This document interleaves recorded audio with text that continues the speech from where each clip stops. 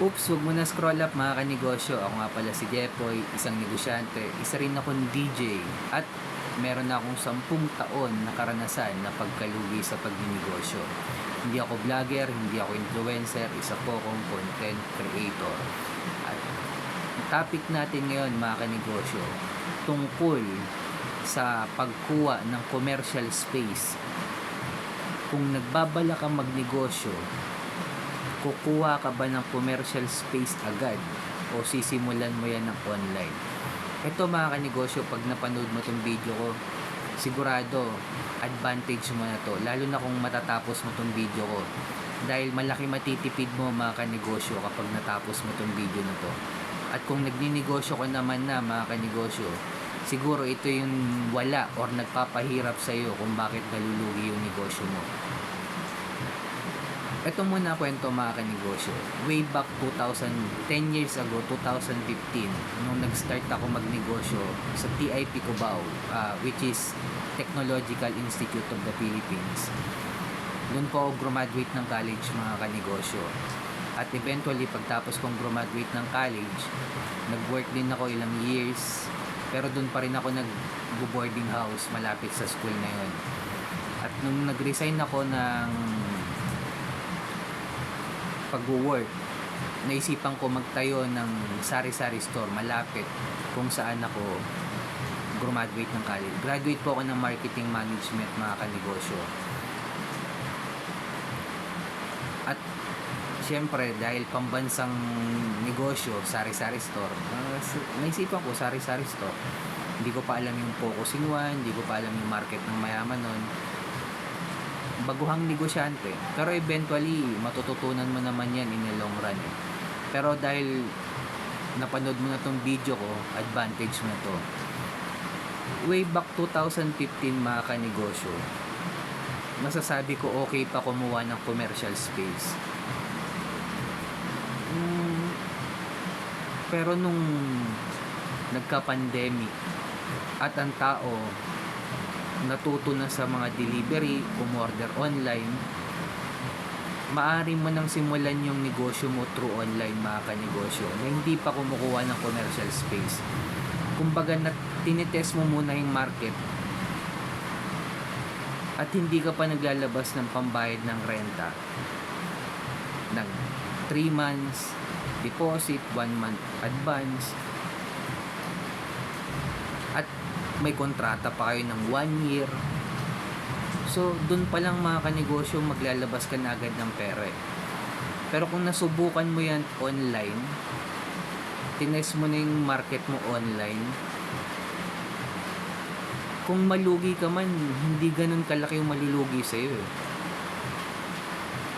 Kumpara kapag kumuha ka agad ng physical store ngayon, lalo na after nung pandemic, imbis nga magbaba yung mga renta ng mga commercial space, nagtaas pa, lalong nagtaas, baliktad. Akala siguro man ng mga nagpapaupa ng mga commercial space, in demand pa sila.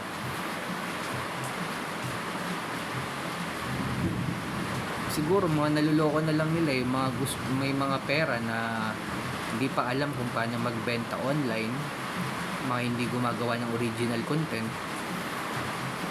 Siguro yun yung mga target nila. Kasi pag halimbawa kasi bilang negosyante mga kanegosyo, pag may physical store ka, parang may pride Parang ayun yung katunayan na negosyante na tayo, na may nakikita tayong physical store. Ayun yung parang pinakabunga. Pero ngayon mga kanegosyo, 2025, hindi na po advisable kumuha ng commercial space kung hindi mo pa natitest yung market mo through online. Kasi ganun din naman kapag kumuha ka ng commercial space, tatrabahuin mo pa rin yung online Edi simulan mo na agad magbenta online. Kung kumita, edi kumuha ka ng physical store. At least, sabay na, may physical store ka na, may online ka pa. Kumpara na hindi mo pa natitest yung market, kumuha ka ng physical store, naku, ubos yung pera mo mga kanegosyo.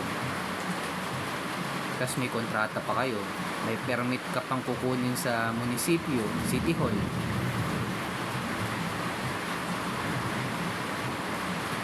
So, kung magsisimula ka magnegosyo, mga kanegosyo, simulan mo ng online.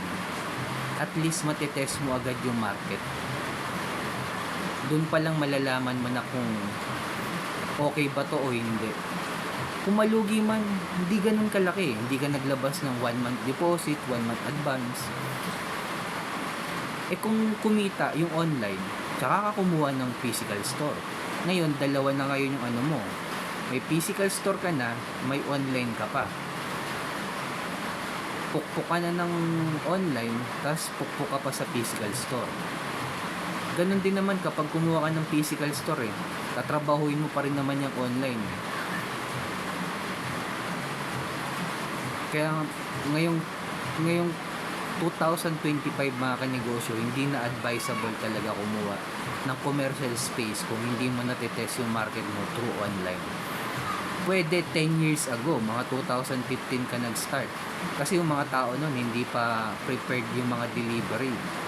Mga tao nun, mas prepared pa nilang mag-hangout sa labas.